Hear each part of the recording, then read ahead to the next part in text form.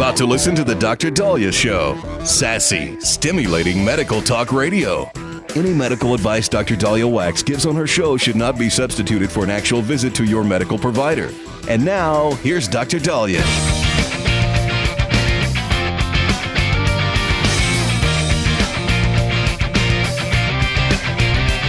All right, we are back on the Dr. Daliah Show. Thank you all for tuning in. 1-877-DOC-DALI, 1-877-DOC-DALI. So making headlines today was the Supreme Court unanimously upheld the ability for the FDA to still provide easy access abortion medication. And there's been a little confusion of what this means and what happened with the Supreme Court. Well, Fox 8 is reporting that today, unanimously, they preserved access to a medication that I think is used in about 60% of abortions now. And they ruled that the abortion opponents who brought the case lacked the legal right to sue over the federal FDA's approval of the medication mifepristone and the FDA's subsequent actions to ease access to it. And so this doesn't necessarily mean that the Supreme Court is weighing in or allowing abortion or not allowing abortion, or what they're saying is the anti-abortion groups, including doctors, who brought up the issue with the mifepristone and the lack of, shall we say, doctor oversight and doctors being a little bit more involved in the process. The Supreme Court basically said, we can't take this case. This is not, they don't have legal standing. Now, if somebody did get hurt, if there were damages, that would be a different story. So this was unanimous, and the court ruled that the plaintiffs behind the lawsuit challenging it lacked the necessary legal standing to pursue the case, which required that they show they have been harmed in a way that could be traced to the FDA. So this basically would have targeted the FDA's regulatory authority. And what the plaintiff said was in 2016 and 2021, allowing this medication for medical abortions up to 10 weeks of pregnancy instead of 7, and for male delivery of the drug without a woman seeing a clinician in person would have put people at risk, where the FDA was overstepping their bounds. And so the suit wanted to reverse the FDA approval of mifepristone, but a lower court said, no, can't do that. And so basically, to quickly review, mifepristone is it blocks a hormone, the progesterone hormone. You need progesterone for pregnancy to continue. When we have our periods because progesterone drops and the sloughing happens. But when you become pregnant, your progesterone spikes and rises to help keep that little home for the developing zygote, fertilized egg, fetus, baby to grow. And so you need progesterone. And oftentimes, individuals may have low progesterone. Some individuals miscarry because they don't have enough progesterone. So oftentimes, if I fear somebody is miscarrying, I check their progesterone along with their thyroid and other things to see if there's any intervention we could do to help them preserve the pregnancy if that's what they want. Mifepristone blocks progesterone. So if you don't have progesterone, the pregnancy is not going to be viable. Misoprostol allows you to contract and expel the then pregnancy. And so both medications are used. There have been some misoprostol only abortions where you just go through the contractions without necessarily the fertilized egg or fetus ending its life. And there's been a lot of controversy over that.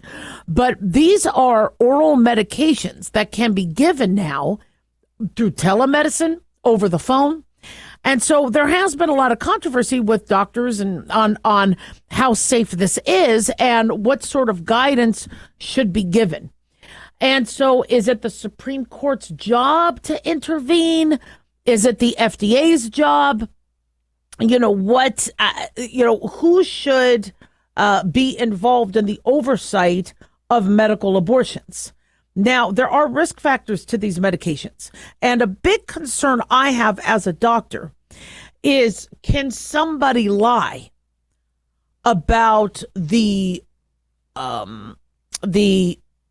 age of the pregnancy? Let's say somebody changes their mind or says, you know what, this, not for me, or they aren't sure of their dates. If this is happening through telemedicine and the doctor says, how far are you? Oh, I'm under the 10 weeks. I'm good. You okay? So you're under the 10 weeks? Yep, I am. How is that verified? How is that confirmed? Now, do we ultrasound everybody that we recommend this for?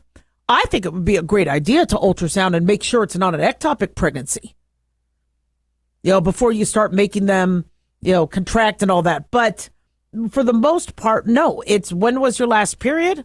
Based on your last period, we think you're 6 weeks pregnant. We think you're 10 weeks pregnant. Here's the medication.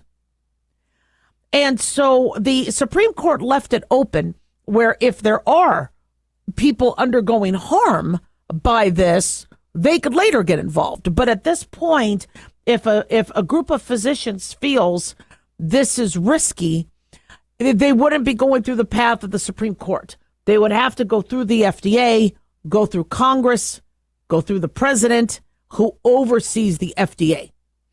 And so, I'm really mixed on this because we have, with medicine now, started to dissect out the doctor, remove the doctor, remove the exam, remove the counseling. What people say, gosh, these doctors are all anti-abortion. They're not, it's not that they're anti-abortion, there's a process that we have been ingrained in. And I mean, we got beat up pretty badly in medical school if we violated this process. If you prescribed a medication without telling the patient what that medication did and all the risks, if you didn't follow up on the patient, if you at all did anything half-assed in training, boy, did you get beat up for it.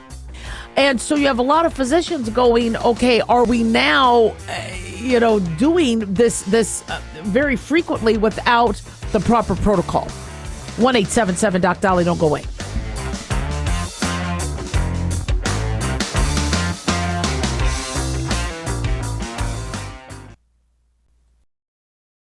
Let's see, if something costs less, but people are happier with it, that sounds like something to look into, and that's MediShare. Maybe you've heard switching to MediShare to pay for healthcare can save the typical family $500 a month, and that's huge, but it's also true that people are way more satisfied after making the switch, too. The customer satisfaction rate for MediShare is double that of the typical health insurance plan. Double. MediShare works. It's been around for more than a quarter century, and members have shared more than $3 billion of each other's bills. People love having telehealth and a huge nationwide PPO network. So, yeah, you can save a ton and like it better. Imagine being happy with how you're taking care of your health care. So if you're self-employed or part of the gig economy, or you just want a plan you're happy with, you can call right now and get a price within 2 minutes. A very, very smart use of 2 minutes. Here's the number you need. 855-SHARE-40. That's 855-SHARE-40. 855-SHARE-40. Hey guys, it's Dr. Daliah. Fantasy football season is coming, but sadly, too many of you are taking the bench while the country takes part in one of the most exciting and lucrative industries out there. Don't know how to play? Well, huddle up and listen. Paul Kalikas and I have written a fantasy football pocket guide for beginners. This book walks you through the basics and shows you how simple and lucrative joining or creating a fantasy football team can be. Read our fantasy football pocket guide for beginners found on Amazon or follow the links on X and Facebook. That's Fantasy Football Pocket Guides for Beginners. Don't be left out. In a study, it was found that 33% of 44 herbal supplements had no trace of the advertised herb. Don't let that happen to you. Hi, this is Dr. Mitch. If you want to ensure quality, please go to TotalWellness.com. Supplements made for physicians only now available to you too. TotalWellness.com, helping you to look good, feel good, and enjoy total wellness.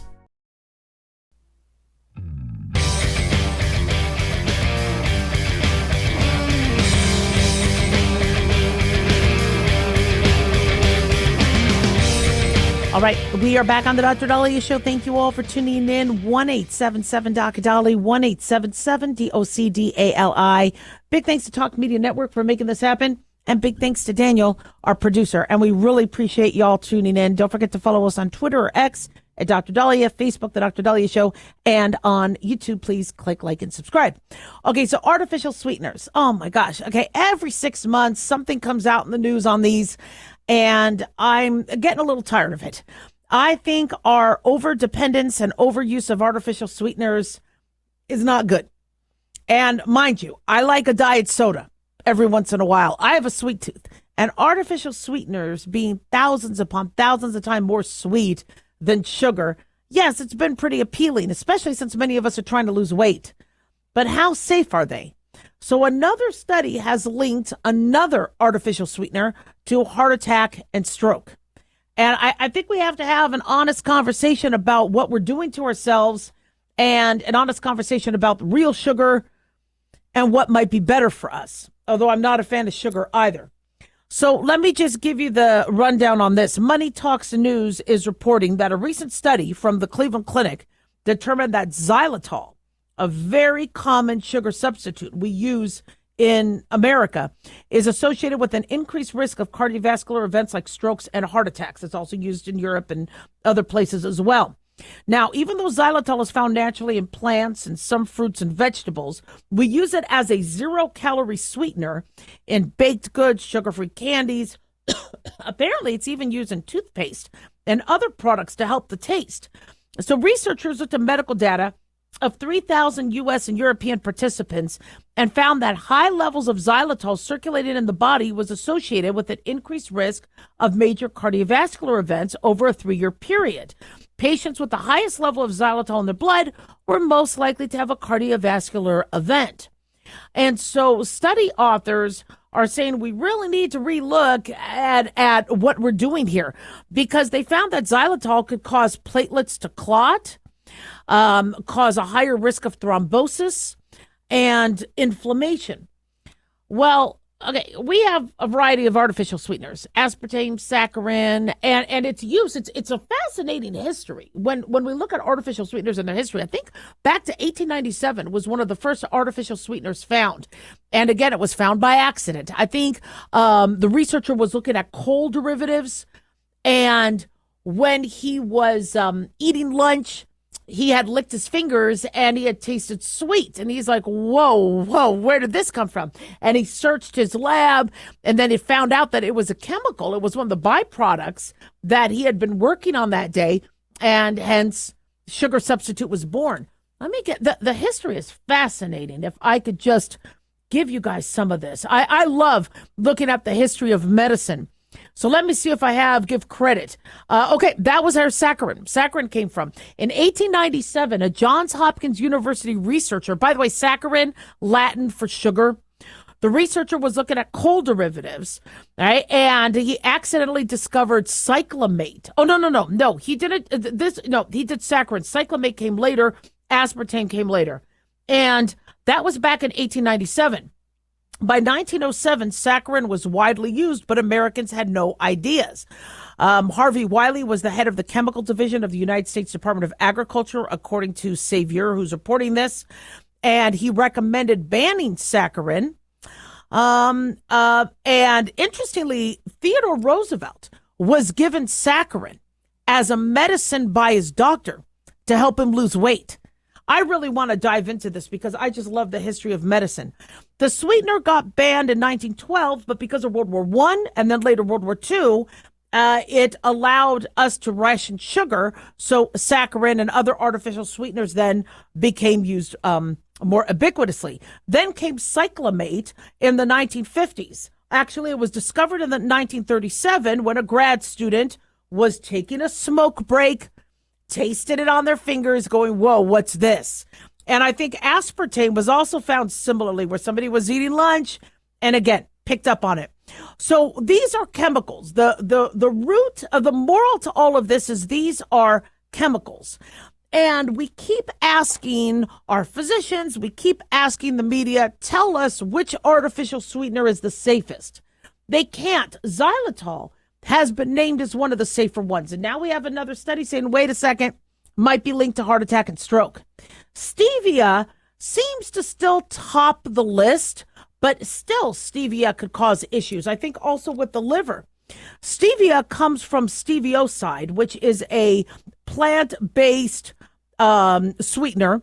And there was concerns about gut health, and that has been debated in the literature. But it is extracted from the Stevia rebaudiana plant. It is 250 times sweeter than regular sugar, so not like some of the other sweeteners where they're 20,000 times. I think aspartame is 20,000 times more sweet than sugar. But stevia, maybe because it's not as robust, might not be as dangerous, shall we say. But I don't want to say artificial sweeteners are dangerous per se. I just want to say they're not healthy. We have safety and we have healthy. The FDA is frequently reviewing data to ensure that our sugar substitutes are quote unquote safe for consumption. But I'm telling you, I don't think they're healthy. And I remember having a diabetic patient come in saying that I had just newly diagnosed her as diabetes. I had told her to cut her sugar. So she told me that she found a bag of cookies, Laura Scudder, diabetic cookies. They were so good, she ate a whole bag of them. And I told her, I would have rather you ate one real small cookie of real sugar than a whole bag of artificial sweetener. I just don't trust how that is going to be healthy for our body. And another thing, too, just so you kind of know what's happening physiologically, is your body, all right, prepares for sugar. And it prepares because of the tongue. The reason why your tongue has sensors is it can tell the body, tell the pancreas, tell the body, look, this is what's coming down the pike.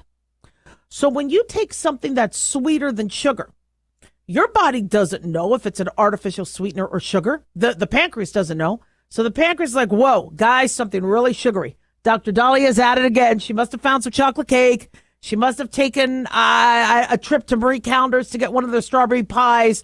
Get ready, guys. Whoa, Nelly, we need a bunch of insulin. Then all of a sudden, all that comes down is a diet soda. Well, where's the food? Where's the sugar? Now you have all this circulating insulin. You have all this circulating insulin going, wait a second, we were told food was coming. Sugar was ready. Now what do we do? So then any sort of sugar that needs to be brought into the cell, that insulin jumps on, which is why you get hungry after drinking diet sodas or using artificial sweeteners. And that's why you could also gain weight, because now you have all this circulating insulin trying to grab everything it can because you're not feeding it and it's expecting something sugary. Now, regular sugar, I think, is also evil.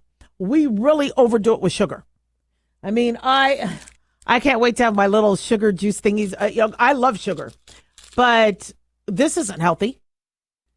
And we have trained ourselves through our dopaminergic response and our reward centers that we love sugar. You have to look at sugar as bad. If you've had cancer, if you have had heart disease, diabetes, cholesterol issues, sugar is bad. Now, I would rather you have a natural form of sugar, such as fructose, eat a grape, have a blueberry, have a strawberry if you really have a craving, than to eat table sugar or an artificial sweetener. But we are seeing time and time again that there are these questions and possible links to cancer, to heart disease, to stroke, to dementia, to miscarriage, we really need to stop and think what we're doing. Just because diet sodas are all over the supermarket doesn't mean it should be your staple. There are people who drink gallons of diet soda a day because they're trying to avoid sugar. And we have this mindset that if you go diet, it's healthy. No, you're putting chemicals into your body, and our bodies are not designed to deal with those chemicals. If saccharin is a coal tar byproduct, that should be enough to convince you that maybe this shouldn't be in your body. Now, once in a blue moon is fine. Everybody's going out for drinks. You want to have a skinny margarita or a rum and diet once in a blue moon. But if you are, as a staple, every lunch, getting fast food with a diet soda or drinking these diet juices, see, diabetics are at higher risk of cancer, if you've noticed. And I wonder if part of that is because of the sugar substitutes. Many people with diabetes are told no sugar.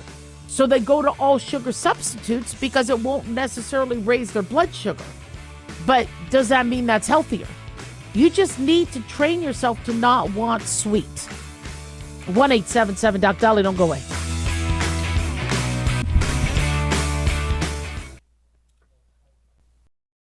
Dr. Daliah here. Are you tired, burned out, gaining weight, succumbing to the daily pressures of life? Well, how's your dopamine doing? How you feel right now, how you'll feel an hour from now, and how you'll feel next week is completely reliant on your dopamine.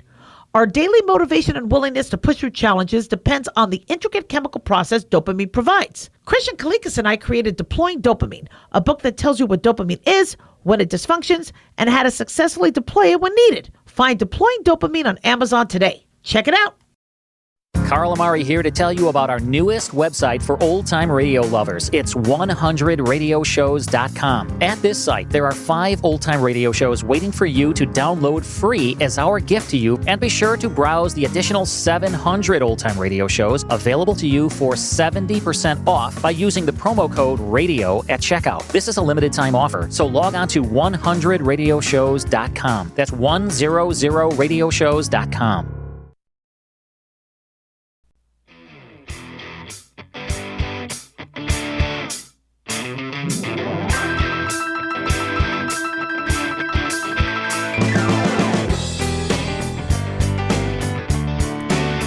All right. We are back on the Dr. Daliah Show. Thank you all for tuning in. 1-877 Doc Daliah, 1-877-DOC-DALI. I got to tell you, Anthony Fauci keeps coming back in the news. Honestly, he is just... And yeah, this one is interesting. This is an interesting headline. According to the National Review, a House committee report alleges that Fauci and the National Institutes of Health concealed plans, or the NIAID, concealed plans to engineer an enhanced monkeypox virus. That would be gain-of-function research. Again, this new interim report released Tuesday by the House Energy and Commerce Committee alleges that the Anthony Fauci and the National Institute of Allergy and Infectious Diseases approved plans to engineer an enhanced version of the monkeypox or Mpox virus and allegedly lied to Congress about their plans.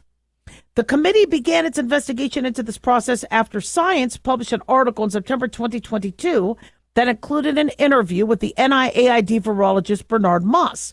Moss stated during the interview that he and other scientists at the agency, after successfully swapping genes from the highly transmissible but less lethal clade of Mpox with those from a far more dangerous one, planned to do the opposite, transferring genes from the lethal but less transmissible version to a more transmissible one.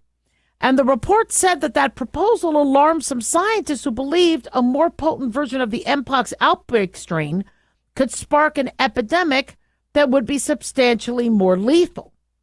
Now, the committee allegedly states that NIAID stonewalled efforts to uncover information about the viral engineering project, and representatives have consistently claimed the experiment never happened, but have not provided any evidence to bolster that claim.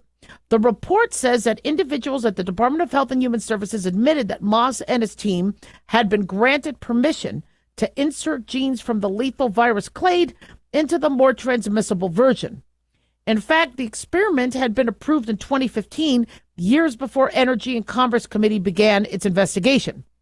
So they say this is not the first time Congress has accused Fauci and the NIAID of withholding information from investigators. There was a memo from the House Select Subcommittee on the coronavirus pandemic that showed Fauci appeared to attempt to avoid transparency by using his personal email and deleting correspondence related to the origins of the COVID-19 pandemic and the EcoHealth Alliance nonprofit that oversaw research. So here's the thing. All right, I am not here to bag on Anthony Fauci, but I have been very, very disappointed.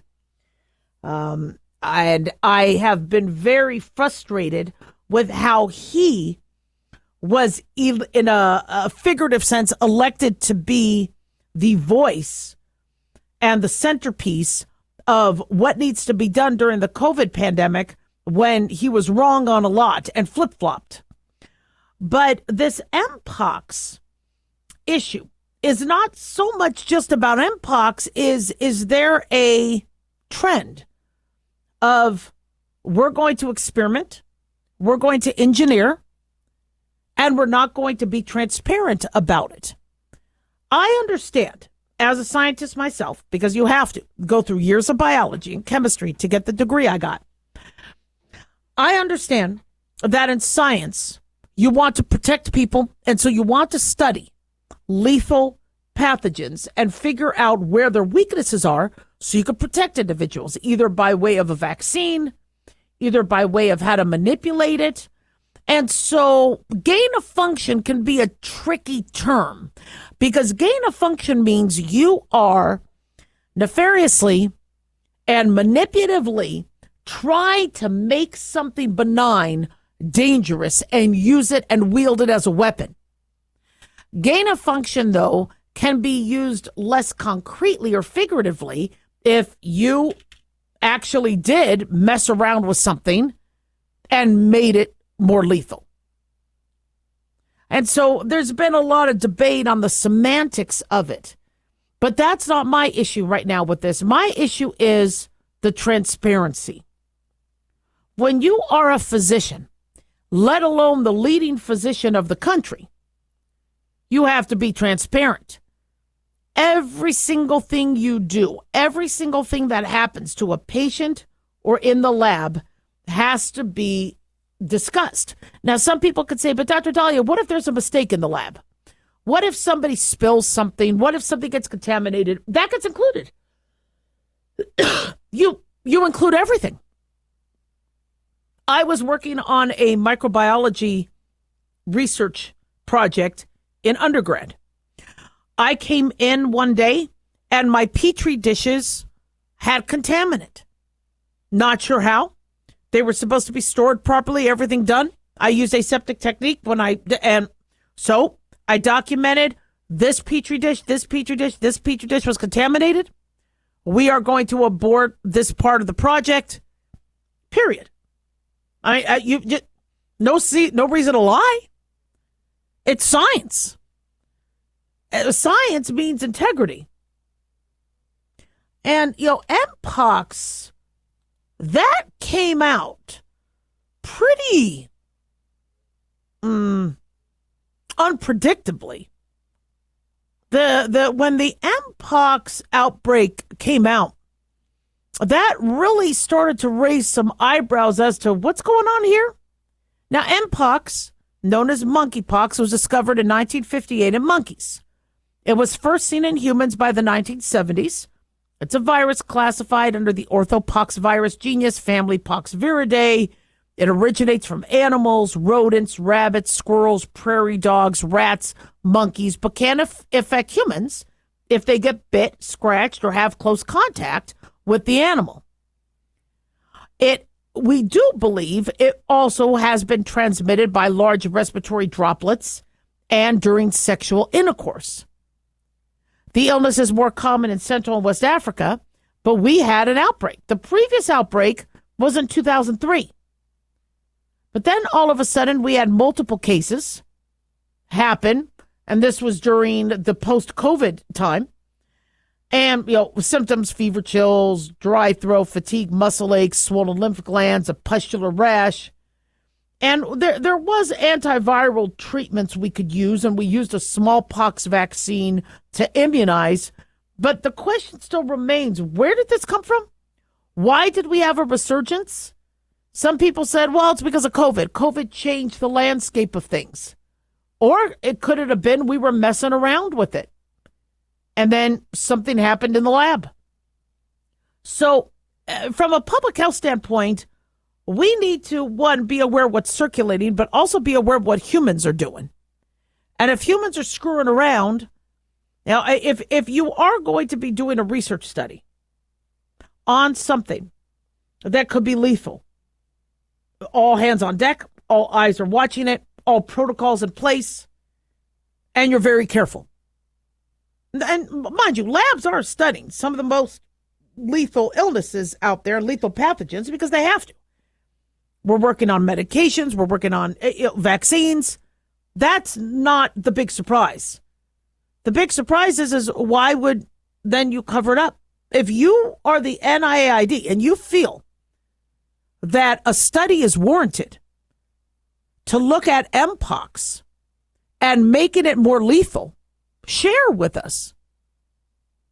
Why would you want to do a study like that? What are the indications for a study like that? Why are you doing that? Just clue us in. And then if you are going to do it, what are you going to do to make sure that it doesn't get leaked and it doesn't hurt the people working on it? But why the cover-up? Just like with the COVID origins, why the cover-up? Yeah, that's where I'm bothered. 1-877 Doc Daliah, don't go away.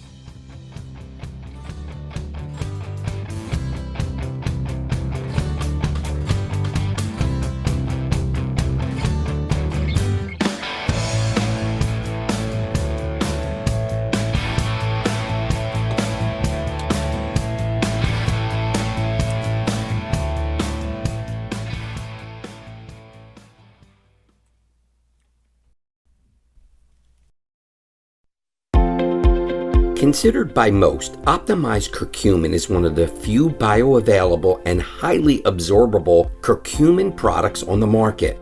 Hi, I'm Dr. Mitch. Since most chronic diseases have inflammation, our optimized curcumin seems to be a perfect addition to any nutritional program. It makes sense to me that preventing or reducing inflammation is a key component to our overall health. The Mayo Clinic found that curcumin can decrease swelling and inflammation, has antioxidant properties, and research suggests that curcumin can prevent cancer, or at least slow the spread of cancer, and in many instances make chemotherapy more effective. It protects our healthy cells even from radiation. TotalWellness.com, where we help you to look good, feel good, and enjoy total wellness. Self-reliance. It's not a phrase we hear much in our culture these days. It might conjure up images of pioneers, the West, rifles, strapping men, and strong women. But what does it mean for us in today's world? The New American Magazine has just released its latest collector's edition, Self-Reliance, Foundation of Freedom. In it, the New American authors outline the necessity of self-reliance for a free people, tips for self-reliant living, and the importance of not giving up hope. This unique edition includes articles on the self-sufficiency of the founders, preparing for a worst-case scenario, firearms, financial self-reliance, the importance of community, and many other topics by expert writers. Now, for a limited time, the New American is offering a bundle of 3 collector's editions, Self-Reliance, The Great Reset, and Trump World, for just $19.95. Available at shopjbs.org. Visit shopjbs.org today.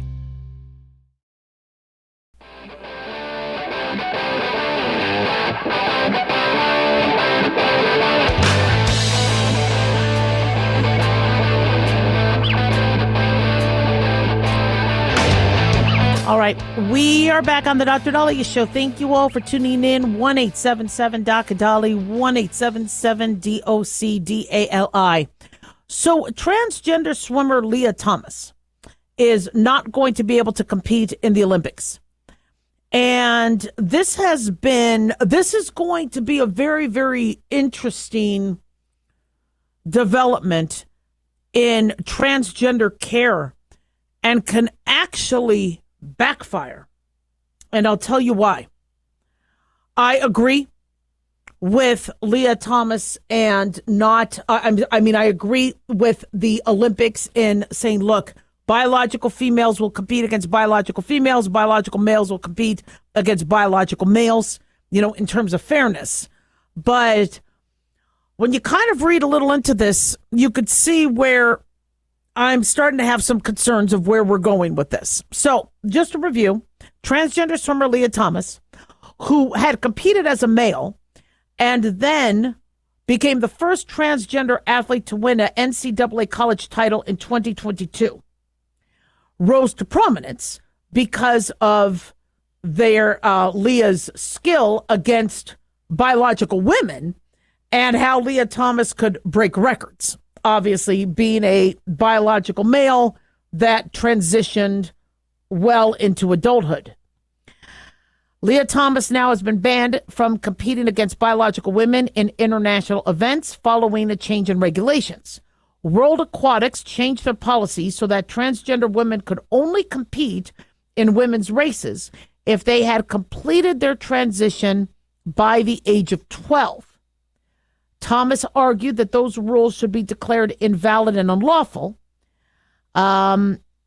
This decision, I guess, was handed down at the Court of Arbitration for Sport, and they concluded that Thomas wasn't entitled to engage with eligibility to compete in WA or World Aquatic competitions. Now, World Aquatics welcomed the news, saying it was a major step forward to protect women's sports, and they are dedicated, they say, to fostering an environment that promotes fairness, respect, equal opportunities for athletes of all genders, and they reaffirmed this pledge. But, of course, they want to protect women in sports. Apparently, Leah Thomas beat Olympic silver medalist Emma Wyant by 1.75 seconds to win NCAA gold. So where I'm a little concerned is, let's go back to this rule. World Aquatics said that a transgender woman could only compete in women's races if they have completed their transition by the age of 12. Now, male puberty starts a little later than female puberty, but by the age of 12, how many children are of the mindset and the maturity to consent to a full transition? What worries me is if you have, I don't know, parents, a school, a coach, a child that's like, look, this is what I want. I think this is what I want. I want to be able to compete in sports. So I now have to rush it. I have to accelerate it. And I now need to be done, complete my transition by 12, when it could be a multi-year process. All right, I don't want any timeline, I cut off. If a child, I'm still blown away at children transitioning, because again, how do they know what they want in terms of fertility, in terms of their body parts? So the puberty would have to be blocked and completely blocked, and quote unquote, the transition complete by the age of 12. Well, then what happens to their height? A boy's height, a boy's muscle mass, which is a huge evolutionary advantage. Having that extra brawn, that extra height, that extra speed. A child will be giving it up because they believe they are a girl. And I'm telling you, gender dysphoria is real. The few individuals who really struggle from true gender dysphoria, I feel for them. And they need help. They need counseling. They need care, support, because it's not easy to wake up in a body and say, this isn't my body. But now we have some secondary gain. You could perform in women's sports, but you have to hustle and get the transition done. I don't want kids transitioning. How do they even understand and comprehend? And puberty blockers are not comfortable. It's not very easy. And so, there's this big argument. Well, it's easier to transition somebody before puberty.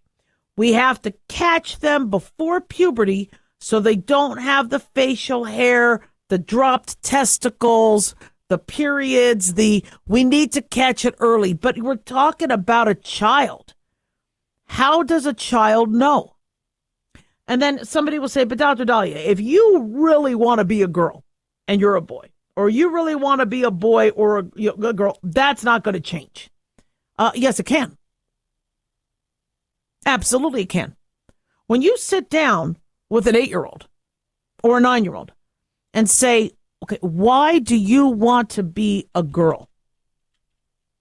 Well, it's because I want to make babies. Well, you won't be able to make babies. I mean, there might have to be some, adoption surrogate procedure, but so that there goes that. Why else? Why would you want to be a girl? Well, the boys pick on me. The boys are mean. They're mean. Okay, well, that doesn't have to be rectified by you going through a whole sex change. When these 8-year-olds are saying that they want to be a girl or they want to be a boy, does that mean it's forever? I have many individuals who are close to me in the LGBTQ AI plus community. And the idea of, well, he's gay. So he's gay, so he wants to be a girl. Most of my gay friends love being a man. They love having a penis. They are very masculine. They just prefer to have a partner who's same sex. But that doesn't mean they are aborting their gender or sex. We're making all these assumptions. Let's say a boy likes to wear a dress. Does that mean he wants to be a girl? It means he wants to wear a dress. I love wearing my husband's clothes. I think his boxer briefs are way more comfortable than my pajamas. I love wearing sports jerseys. Does that mean I want to be a boy? No.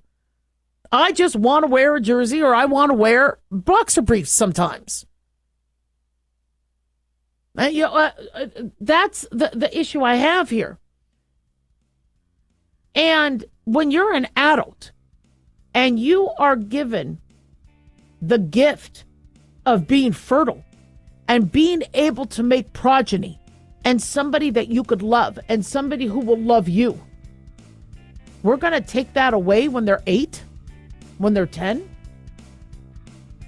So my only worry about what's going on with Leah Thomas now is once we set a law saying, guys, transition has to be done by age 12, now there's going to be all this pressure in the medical community to get kids transitioned earlier.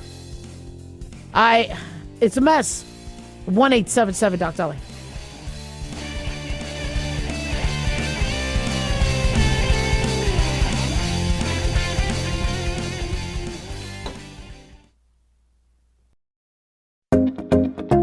Did you know that healthy arteries make a gas?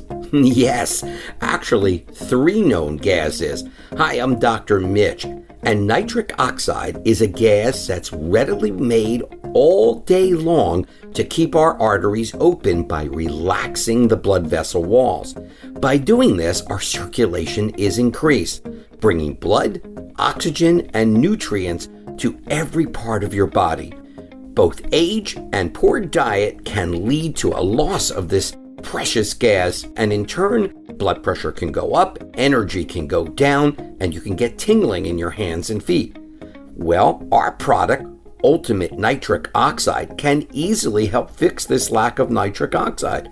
Go to TotalWellness.com. That's TotalWellness.com, where we are helping you to look good, feel good, and enjoy total wellness.